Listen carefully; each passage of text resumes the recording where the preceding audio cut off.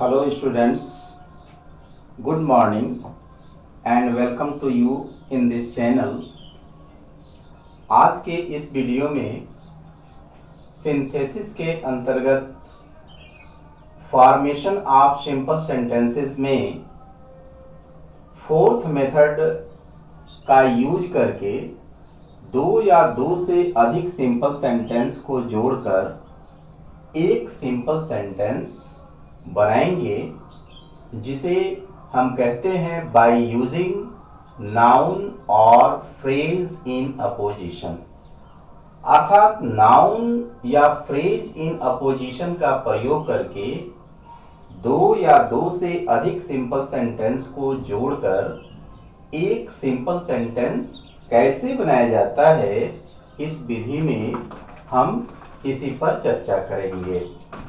सबसे पहले आपको इस मेथड में जो कुछ अलग शब्द दिखाई दे रहे हैं, जो कुछ इंपॉर्टेंट वर्ड्स दिखाई दे रहे हैं, वो फ्रेज है और अपोजिशन है। बाकी वर्ड्स जो है कॉमन वर्ड्स हैं, इनके बारे में आप जानते हैं, नाउन के बारे में तो जानते ही हैं, but many of you do not know about phrase and this word opposition।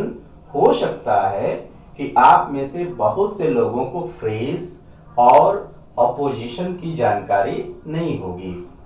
इसके लिए फ्रेज के बारे में, फ्रेज को हम जो है हिंदी में शब्दांश बोलते हैं, वाक्यांश बोलते हैं, शब्दांश नहीं वाक्यांश बोलते हैं।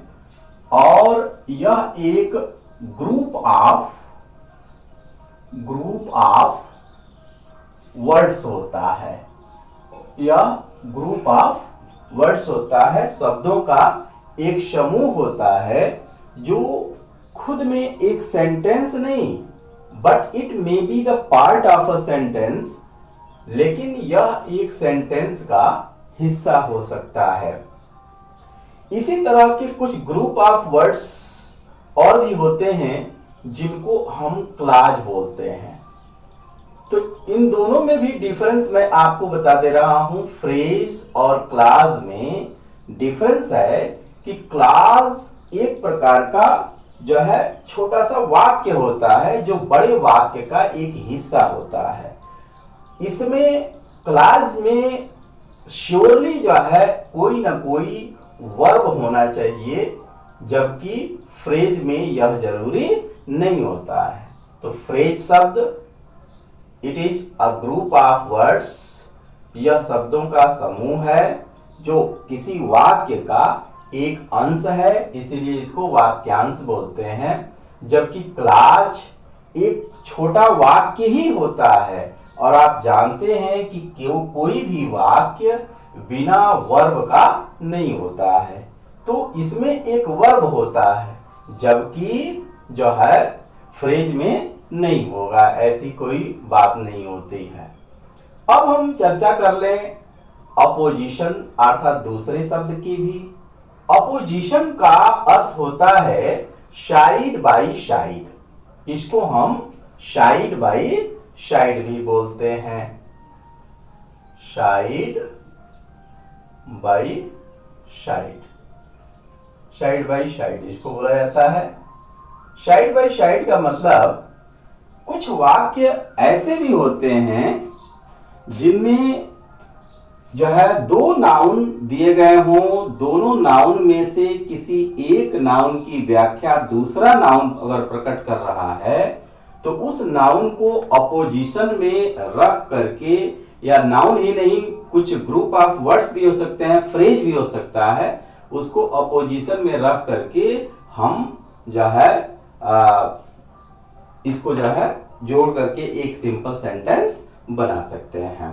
तो अपोजिशन, इसीलिए इसका नाम रखा गया है अपोजिशन। अपोजिशन का मतलब साइड बाय साइड। इसको दूसरे शब्दों में कहें तो अपोजिशन का मतलब होता है एडिशन ऑफ वन वर्ड और group of words to another as an explanation. अर्थात जो है एक शब्द हो, जिसको जोड़ा गया हो उस वाक्य में, या शब्दों का समूह हो जिसको इसलिए उसमें जोड़ा गया हो ताकि वह जो है किसी की व्याख्या कर सके। अब हम चलते हैं इसको क्लियर करने।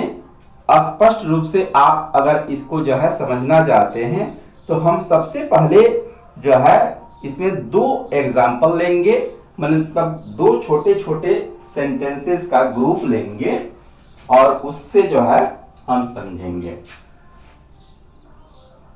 जैसे मान लीजिए अगर एक सेंटेंस यहां दिया गया हो,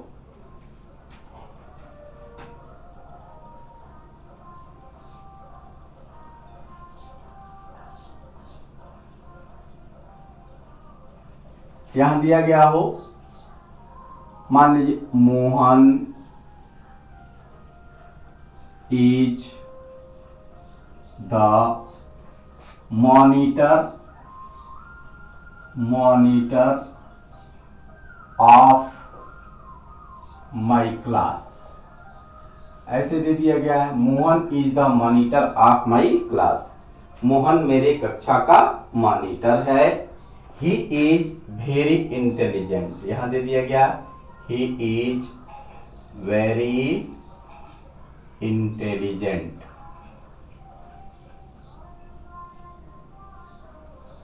He is very intelligent। अगर इस तरह से दिया गया हो तो ध्यान से देखते हैं कि जो दो वाक्य दिए गए हैं, दो सिंपल सेंटेंस दिए गए हैं, उनमें पहले सेंटेंस का सब्जेक्ट मोहन है और दूसरे सेंटेंस का सब्जेक्ट ही है, जो मोहन के लिए ही आया है।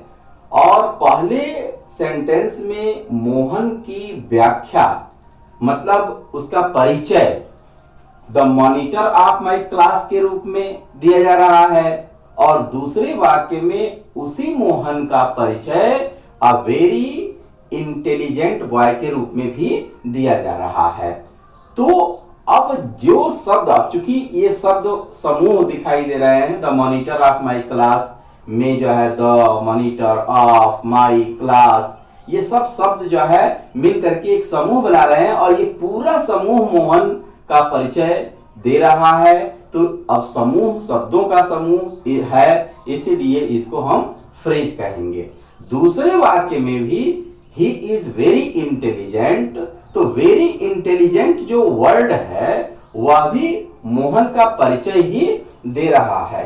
तो ये ऐसे वाक्यों का एक सेट है जिसमें संयोगवश दोनों वाक्यों में जो है एक ही नाउन के परिचय को जो है कराया जा रहा है, एक ही नाउन का परिचय दिया गया है। इसलिए दोनों में से किसी भी एक शब्द समूह को हम क्या कर सकते हैं, फ्रेज बना सकते हैं, फ्रेज मान करके उसके अपोजिशन में रख सकते हैं। अब किसके अपोजिशन में रखेंगे इसको, अब रखेंगे इसको जिसकी व्याख्या करता है उसी के अपोजिशन में उस फ्रेज को हम ला करके रखते हैं। तो अभी बताया गया आपको कि the monitor of my class, यह मोहन का परिचय दे रहा है, मतलब उसकी व्याख्या कर रहा है, और इसमें वेरी इंटेलिजेंट भी उसकी व्याख्या कर रहा है। तो यह भी फ्रेज बन सकता है और हम इसको भी फ्रेज बना सकते हैं, और अपोजिशन में दोनों में से किसी, दोनों को तो नहीं लेकिन दोनों में से किसी एक को जरूर उसके अपोजिशन में रखेंगे। तो अब इसको कंबाइन करके जब एक सिंपल सेंटेंस बनाना होगा तो हम इसको ऐसे कंबाइन करेंगे। पहले उस नाउन को लिख देते हैं जिसकी वो व्याख्या कर रहा है, चाहे वो कोई दूसरा नाउन हो, सिंगल कोई नाउन हो या कोई फ्रेज हो, वर्ड्स का ग्रुप हो। तो मोहन, उसके बाद जब आप फ्रेज को ला रहे हैं, मान लीजिए इसी को अगर फ्रेज बना रहे हैं तो वहां पर जो फ्रेज होता है उसको दो कामा के बीच में रखा जाता है। तो Mohan the monitor of my class, ऐसे लिखते हैं, the monitor of my class, ऐसे लिख देंगे the monitor of my class. और जहां पर फ्रेज के शब्द जो है समाप्त होते हैं वहां फिर से हम कॉमा का प्रयोग कर देते हैं। अब यहाँ देख लीजिए जो है मोहन के अपोजिशन में आ गया। अपोजिशन का अर्थ अभी बताया गया साइड बाय साइड, अर्थात उसके साइड में इसको रख ही दिया गया।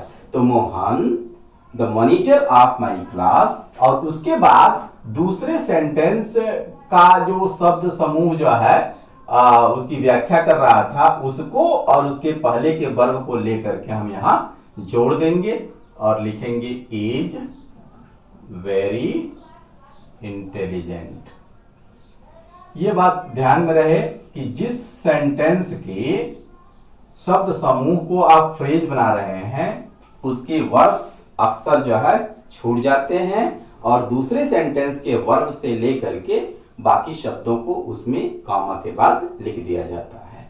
तो इस तरह से फ्रेज इन अपोजिशन का प्रयोग करके ये दोनों सिंपल सेंटेंस जुड़ करके एक सेंटेंस बने, और वो भी जो बना हुआ सेंटेंस है वह सिंपल ही है क्योंकि आप यहां पर केवल एक जो है सिंगल वर्ब देख रहे हैं। और भी देखिए,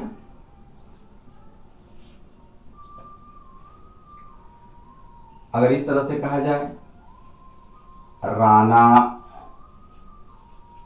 Pratap was the king of Mewar, the king of Mewar हो गया। he was a very brave man, brave man। Rana Pratap was the king of Mewar. He was a very brave man.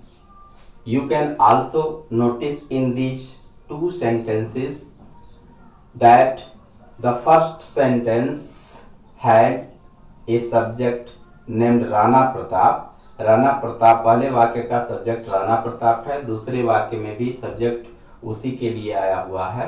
तो आप आसानी से जो है इसको समझ सकते हैं कि पहले वाक्य में भी राणा प्रताप का परिचय मेवाड़ के राजा के रूप में दिया गया है और दूसरे वाक्य में भी राणा प्रताप का परिचय जो है अ वेरी ब्रेव मैन के रूप में दिया गया है। तो उसी तरह से पहले वाक्य की तरह से, पहले सेट की तरह से आपको इसमें यह शब्द समूह जो है उसका फ्रेज के रूप में दिखाई दे रहा है। एक शब्द समूह यह भी है, दोनों हैं, तो दोनों में से किसी भी एक को राणा प्रताप, चूंकि राणा प्रताप की ही जो है व्याख्या कर रहे हैं, उन्हीं का परिचय दे रहे हैं, तो राणा प्रताप के साइड में ही आप उसको अपोजिशन बना करके, फ्रेज बना करके उसके अपोजिशन में रखेंगे और इसको आप कंबाइन करेंगे तो ये कंबाइंड हो करके ऐसे बनेगा, एक सिंपल सेंटेंस बनेगा। ये हो जाएगा राणा प्रताप, हो गया, यहां कॉमा कर देंगे, the king of Mewar, the king of Mewar, फिर कॉमा, क्योंकि यहां फ्रेज समाप्त हो गया। उसके बाद से दूसरे सेंटेंस के जो है शब्द समूह को, अर्थात जो है ये ग्रुप है, जो शब्दों का ग्रुप राणा प्रताप की व्याख्या कर रहा है, उसको उसके वर्ब के साथ ला करके इसमें रख देंगे और यह हो जाएगा was a very brave man, was a very brave man, इस तरह से बन जाएगा यह।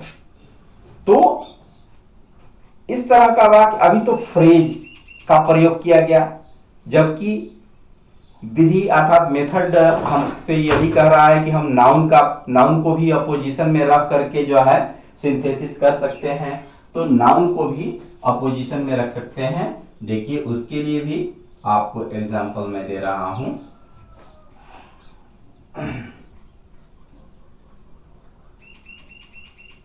अगर इस तरह से कहा जाए, Ramesh is a teacher, he is he is very learned. हो गया। तो अब पहले वाक्य में रमेश जो कि एक नाउन है, उसी वाक्य का एक दूसरा नाउन टीचर उसकी व्याख्या कर रहा है। तो ये नाउन है। तो Ramesh a teacher is very learned.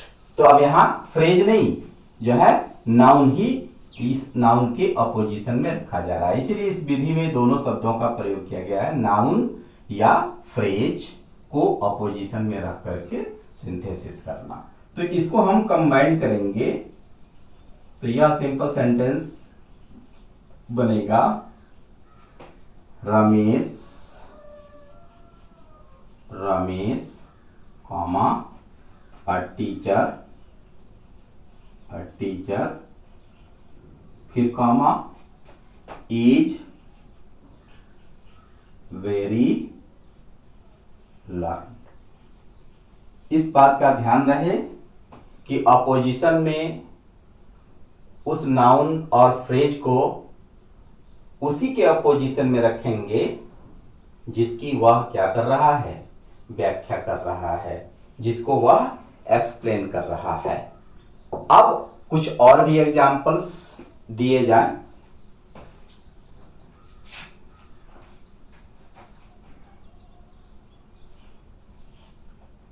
Here is my sister. Here is my sister. Her name is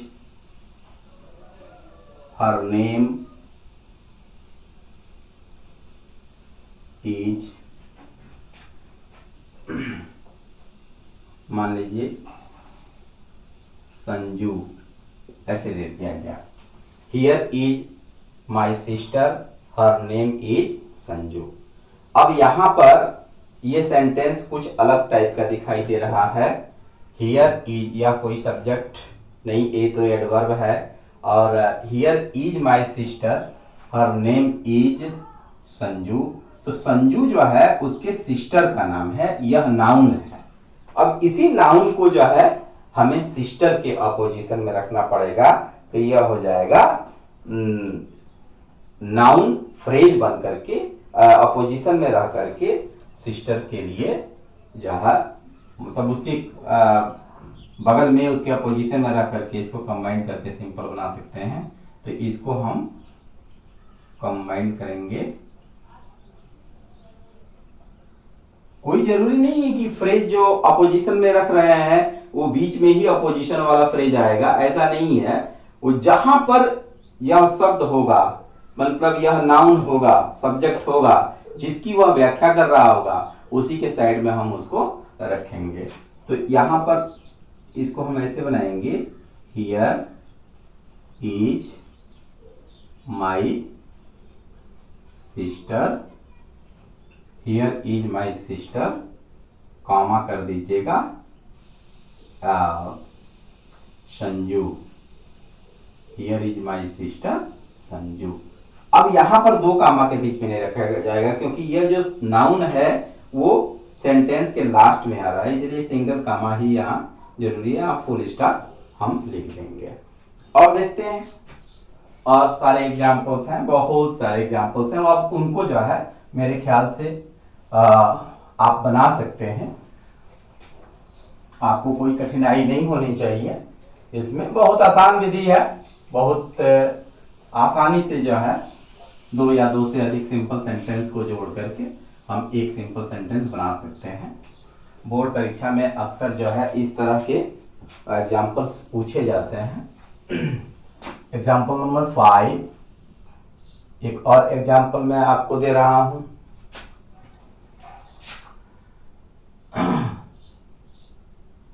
Nalanda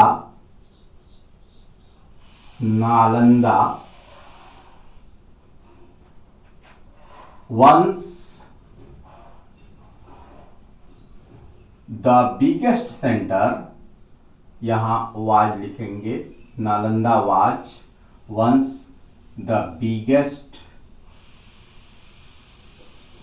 centre of learning, centre of learning. हो गया। It is now a heap of ruin। हो गया। अब नालंदा का जो परिचय है वो दो रूप में दिया गया है। Nalanda was once the biggest center of learning, it is now a heap of ruin। तो अब इसको जो है कंबाइन करेंगे तो अब मेरे ख्याल से आप जान गए होंगे कि किसको जो है हम अपोजिशन में, किसके अपोजिशन में किसको रखेंगे, ये आपको पता चल गया होगा। क्योंकि नालंदा की व्याख्या once the biggest centre of learning के रूप में, now a heap of ruin के रूप में भी किया जा रहा है। इसीलिए यहाँ पर पहले हम नालंदा को लिख देंगे, उसके बाद कॉमा करेंगे। once the biggest center of learning। अब यहां पर ये फ्रेज समाप्त हुआ, कॉमा का प्रयोग कर देंगे। इज, इसके वर्ब से शुरू करेंगे।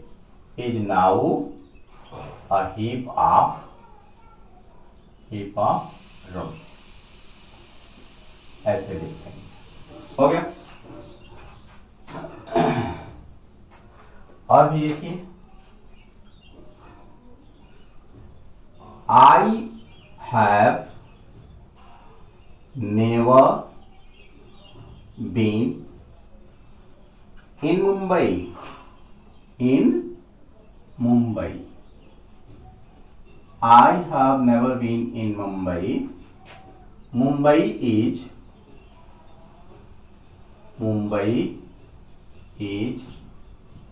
the biggest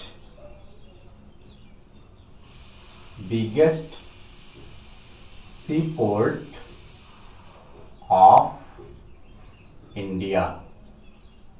Mumbai is the biggest seaport of India। अब यहां पर देखना है आपको, आई, इस सेंटेंस का जो सब्जेक्ट आई है, इसकी व्याख्या जो है the biggest sea port of India नहीं कर रहा है। इसमें तो कोई व्याख्या कर ही नहीं रहा। I have never been in Mumbai, इसमें कोई ऐसा शब्द नहीं है जो किसी का परिचय करा रहा हो, तो इसमें तो कोई फ्रेज नहीं बनेगा। लेकिन इसमें जो नाउन यह आया हुआ है मुंबई, इसकी व्याख्या यह फ्रेज, यह शब्द समूह कर रहा है। कौन? मुंबई। क्या? The biggest sea port of India. तो मुंबई का परिचय the biggest sea port of India के रूप में किया गया है, दिया गया है। तो ऐसी स्थिति में the biggest sea port of India ही फ्रेज है और वही अपोजिशन में रहेगा। लेकिन किसके अपोजिशन में रहेगा? मुंबई के अपोजिशन में रहेगा, न कि आई के अपोजिशन में रहेगा। इसीलिए मुंबई के साइड में इसको लिखना पड़ेगा।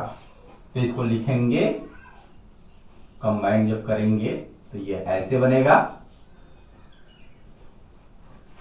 I have never been in Mumbai, comma, the biggest seaport of India.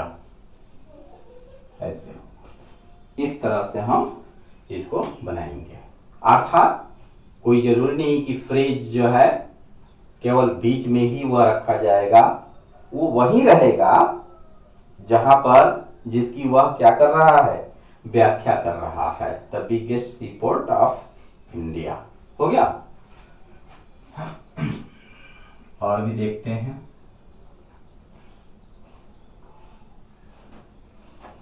Kalidas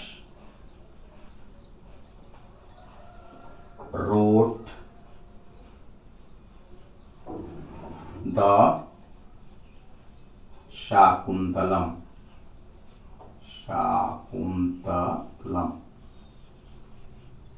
Kalidas wrote the Shakuntalam. He was a great Sanskrit poet.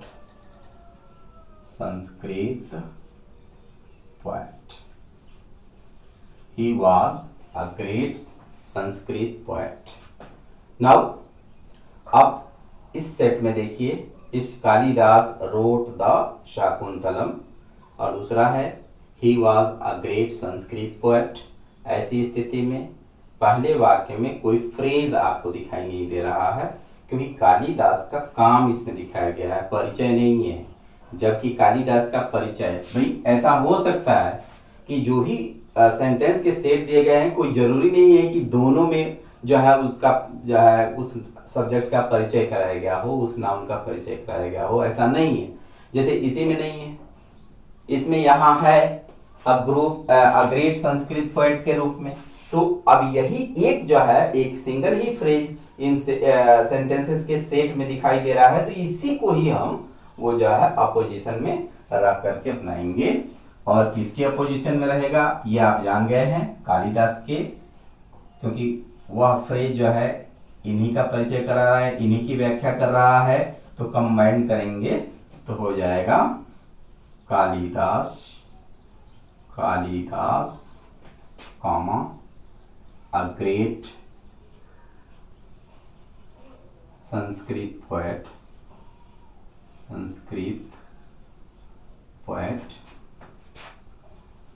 अब यहाँ फ्रेज समाप्त हुआ, कामा से क्लोज कर दीजिए इसको। वो रोट, इसके वर्ग से लिखेंगे रोट द शाकुंतलम।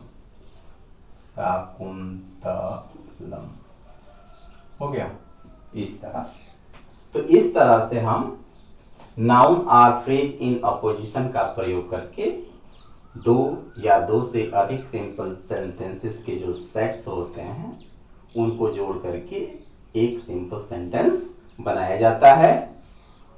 अब इसके बाद आपको नेक्स्ट मेथड मैं अगले वीडियो में पोस्ट करूंगा, अपलोड करूंगा। और इसके लिए आप सभी लोगों को बहुत बहुत धन्यवाद कि आप जो है इस चैनल को सब्सक्राइब कर रहे हैं। आपको जो है अगर मेरे वीडियो से कुछ भी सीखने को मिलता है तो मैं समझूंगा कि मेरा यह जो प्रयास है वो सफल है। इसके लिए आपको भाई इसको सब्सक्राइब करने के लिए, लाइक करने के लिए आपको बहुत बहुत धन्यवाद।